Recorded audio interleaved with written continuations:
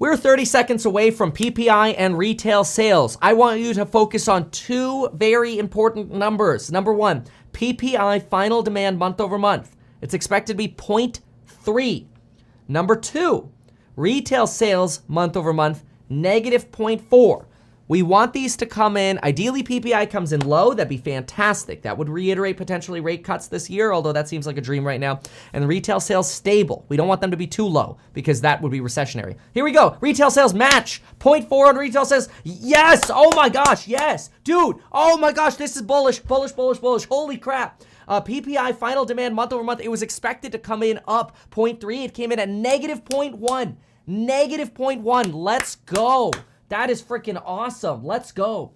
PPI X food energy trade comes in at 0.2 instead of 0.3. Fantastic beat. Leading indicator. PPI leads CPI anyway.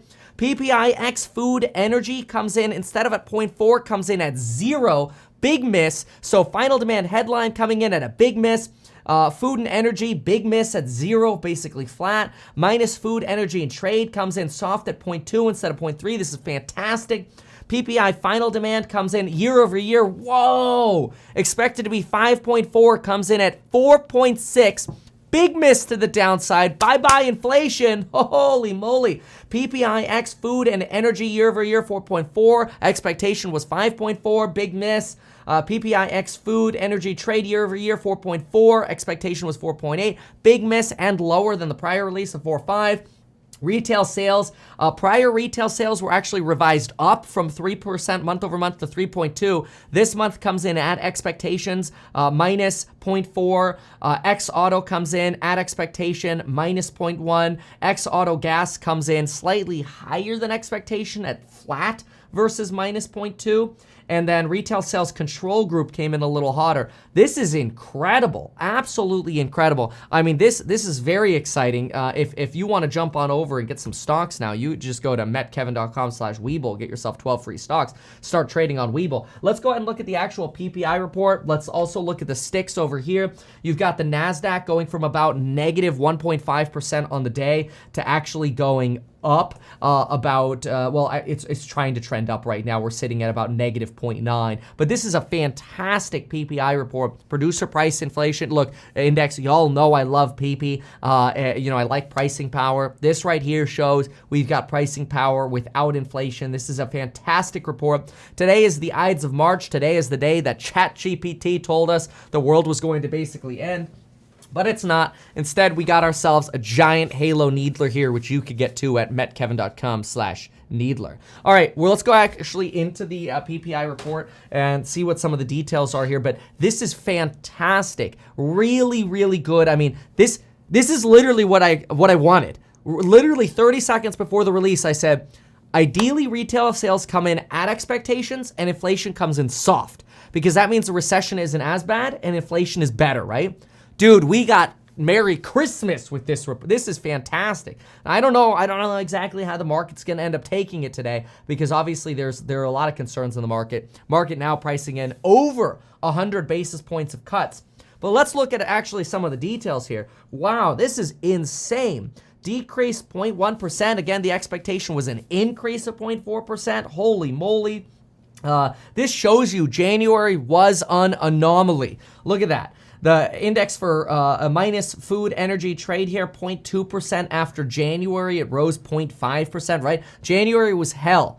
This is fantastic. Here are the 1 month changes with a seasonally adjusted chart right here. And we can kind of see that they're really trending under the line right here. If we look at actually all three of these here, final demand services, final demand goods, all of them under 0. That's great. You see this anomaly right here in January, and it rightfully so an anomaly. We really want to keep this as low as possible. Ideally, we want to be below this red line that I just drew across here, which is about 0.3, 0.4. We're now nicely below that with the exception of that January crisis. This shows you the 12-month trend. It's straight down, fantastic. Final demand, blah, blah, blah. Okay, I want to get some actual numbers here. Okay, here we go. Some actual numbers here. Index for final demand, inch down, leading declines. Let's see. Prices for transportation and warehousing led declines, falling 1.1%. Final demand services, less transportation, warehousing, advanced 0.3%. That's not fantastic because services still a little bit stickier, but that's only 3.6%. We can stick with that. We're okay. That's okay. I don't mind that because the Fed's just going to talk that away thanks to FATE, flexible average inflation targeting. Margins for machinery and vehicle wholesaling fell 3.9%. You know, the car dealership guy actually had a really good piece on this yesterday. He was basically trying to explain how basically the people getting screwed in car dealerships right now are the car dealers. In other words, auction prices for like buying new cars for the companies are going up, but like average selling prices are stable or falling. It basically means, we've said it before on the channel, we've said it many times, the companies are taking it in the margin. Oh, sorry, quick note, if you want to change your perspective on how to build wealth and actually make money with stocks, real estate, your job, your side hustle, your self-employed gig, whatever it is, property management, rental properties. If you have fears about thinking the system's rigged and you don't know how to navigate through the system, consider joining me in any of the programs linked down below on Building Your Wealth. Not only do you get access to me with Q&A and our course member live stream, I can provide a lot of perspective to you, but you get lifetime access to the courses. The cost of the courses goes up over time, so the sooner you join, the more you lock in a lower price now, and you get a price match guarantee in the event the price, for whatever reason, were lower in the future, although we don't expect that. We expect prices to only trend up as we continue to add value. And so you want to lock that in now with only upside ahead of you with more content and protection against any downside. Folks, check out those programs on Building Your Wealth. While I am a licensed financial advisor, I've got a real estate startup that's raised over $25 million, and we're coming up with another fundraising round with our Reg A. We are super excited to have you in those courses. I want to be clear, none of the information is personalized financial advice because I don't specifically know your situation, but I think you're going to get some pretty incredible information that'll help guide you on the way to wealth. Use that St. Paddy's Day link down below. They're taking it in the margin.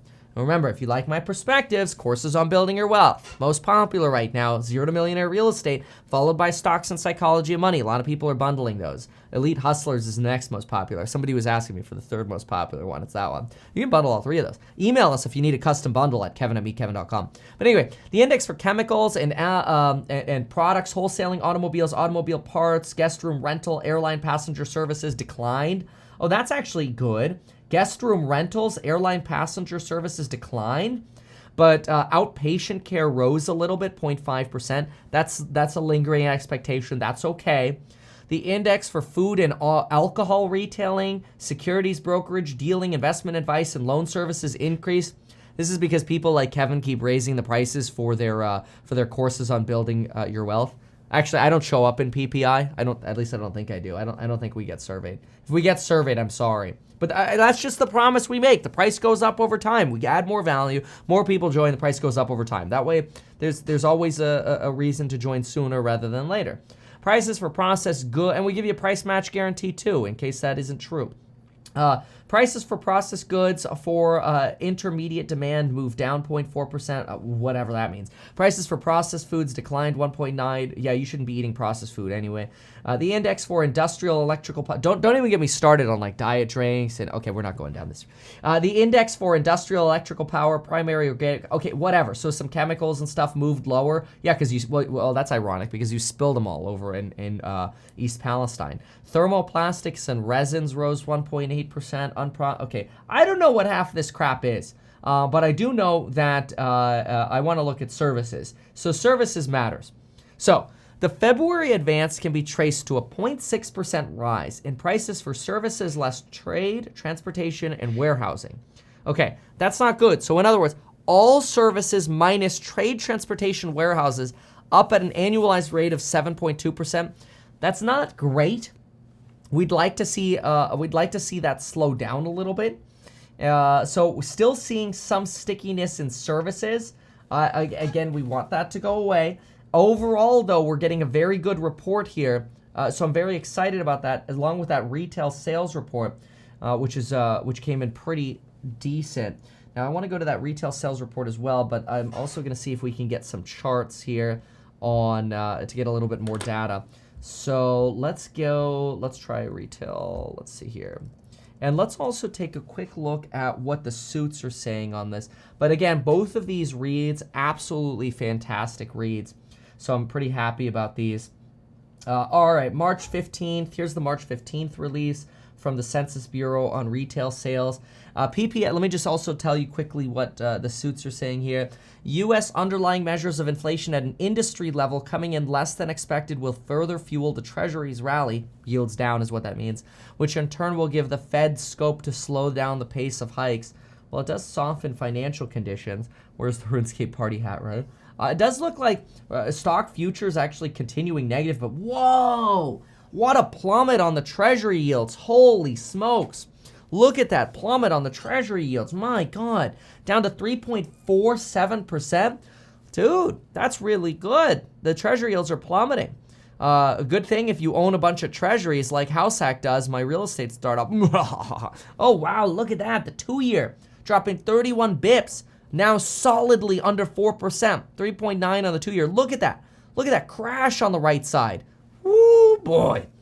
All right. So PPI, all right, some things showing a little sticky, but overall good news. Okay, we'll keep it on that. What about retail sales? What's happening here? So we know retail sales, came in somewhat stable. I don't want to reread some of the numbers here. I want to get to some of the details. Give me the deets. Where are the deets? Here we go. These are the deets that I want. All right, so let's look at some of the deets here. So adjusted, we'll go with the change. I'm going to go with the 2-month total right here. We're going to look at this change right here, this rate. So what do we have? Furniture stores, total change in, actually, can I just get a percentage? Yeah, okay, this is going to be a lot easier. Feb 23 advance, month over month. Oh, this is much easier. Okay, so what do we have here? Jan 23, this is the 2-month average here. December through Feb, here's the 2-month. Okay, all right, fine. So where's the heat? That's what I want to see. So the softness, total retail softness 0.4, great. Motor vehicle parts down 1.8, automotive down 2, furniture down 2.5. That makes a lot of sense. Gas stations down. Clothing's actually down here at 0.8. We get mixed reads on clothing. Sometimes it's up. Like CPI, it seemed like it was up. And here in the producer, it's actually coming down. So bad for leading indicators for clothing. Get out of the clothing retailers. I think that's one of the more lower income discretionaries that's going to end up getting whacked in the SPY. Healthcare and personal care stores. You know, yesterday we did a fundamental analysis on Ulta Beauty. Wow. That's all I got to say. I mean, rewatch the course member live stream yesterday on Ulta Beauty. But look at this. PPI telling you prices going up in healthcare and personal care stores. Ulta actually gave us a reason for that. Anyway, food and beverage stores up 0.5%. Grocery stores so still getting that food inflation. I'm actually surprised by this. We got this in CPI as well, that appliances were starting to tick up again. Food services and drinking places. Oh, this is fantastic news. Down 2.2%. That's great news for me. Department stores. Love those food services places. Department stores minus 4%. Great. Anything else over here? Not really. Kind of. Okay. All right. So this gives us a little bit of an idea percentage-wise. Where's the heat? Really, the heat is in health and personal care. That could potentially be lingering, right? Like lingering price increases. Okay, a little bit of a spoiler alert. What you're seeing is beauty and cosmetics companies come out with more product verticals to start appealing to lower income demographics because they realize we're walking into a recession. That, however, is starting to lead to some of the cheaper stuff go up in price, but the more expensive stuff come down in price. They're trying to protect their margins basically by introducing like mid-tier style products. And it's really interesting because you are still seeing health and personal care pump. Like this stuff has done very, very well over the last year to 2 years. It'll be very interesting to see what goes on forward. And we talk some more about the valuations of health and beauty and that in the live. But yeah, so this gives us retail sales. This gives us what's going on with producer prices. I think this is fantastic news. Here's another update from Wall Street. Today's data releases were not totally unambiguous. What? But in other words, a little confusing is what they're saying. That's a confusing way of saying it. It was confusing. Anyway, on balance, it cleared room for the Fed to take a step back. The PPI data smoothed some inflationary concerns with figures coming in below expectations across every major aggregate, correct? The Fed does not target PPI. This is true. They target the demand side, CPI, PCE. But this is good to know that pipeline inflation is coming down. Empire manufacturing surveys, even though they're erratic, they're trending down. And really, this just reiterates to the Fed that inflation is potentially solved here, and now we got to minimize the potential for a hard recession here. Okay, so break-even inflation yields on this news trending down, looking like they're hitting about 2.33 now. World interest rate probabilities, now increasing again the odds of a rate cut towards the end of the year. So now we're pretty clearly expecting a rate cut by the end of the year. It's remarkable to me that markets are potentially starting to price in rate cuts as soon as June. It really kills this dare I say, higher for longer thesis. Yeah, here's Steve who gives us some numbers. Empire Manufacturing coming in at negative 24.6 versus the expectation of negative 7.9 and the previous of 5.8. Thank you for that. Let's see here. Then we've got somebody trying to make a Linus Tech Tip jokes in the chat. I saw that video too. And then, frankly, I'd be fine with 3% CPI, says the crypto guy.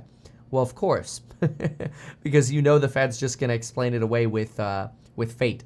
So anyway, as usual, check out the programs on Building Your Wealth. If any of this makes you nervous, get life insurance in as little as 5 minutes by going to metkevin.com/life. Get 12 free stocks with Webull by going to metkevin.com/free. That is MET, or just use the link down below in the description. Futures right now actually going more negative on this news, even though in my opinion this is fantastic news. This is just reiterating that inflation is not the issue, and we should be focusing on pricing power stocks. But hey, the market is so irrational. The more opportunities they give me to add, the more I'll take them. I mean, it's fine with me. So I think this is fantastic. This is just yet again, and this is not like I will flip flop on you. I would be the most excited person to flip flop on you, because then I could make a wonderful video that get a lot of views that'll say I'm flip flopping again. But I'm not. Like, this just reiterates the volatile Nike swoosh. This is actually very good news. I think that maybe if the market trends downwards today, it would solely be because retail sales came in negative. It just reiterates the idea of, God, now we're not worried about inflation anymore. Now we're actually worried about recession. That's really the only reason. But again, I think you can minimize the worries of recession by being exposed to pricing power style stocks. Things with big PP. Things with people with money are still going to be spending money on while we get through this disaster.